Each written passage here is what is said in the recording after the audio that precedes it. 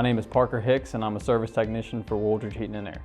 I rode dirt bikes, I did stuff like that, cars, all kinds of stuff. So I always did mechanical things. I was always mechanically inclined that way. I knew a guy that worked here and I had been interested in getting into a trade. I fix broken down systems. I also clean them too, which is a big part of keeping them going, but mostly service calls, so people without heat and cool.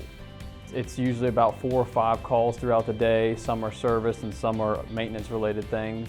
Typical 8 to 10 hour day.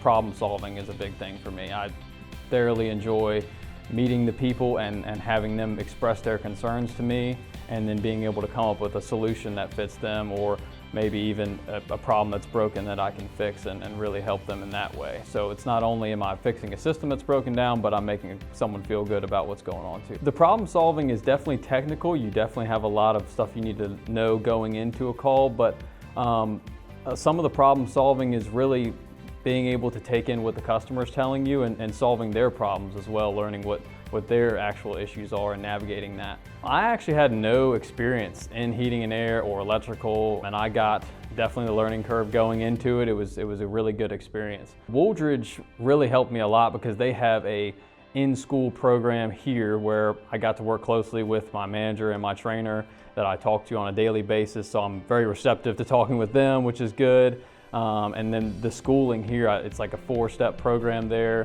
Takes about 4 or 5 years, and you come out with your master's after that, which is a big deal.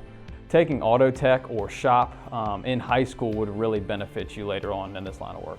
I've kind of climbed the ladder from being a maintenance technician all the way to service, and then to really senior service now. From there, it's really going to be training and then management after that. If you want to be doing something different every day, the HVAC world is a growing thing. It's always going to be something that's needed. We're always going to need service techs.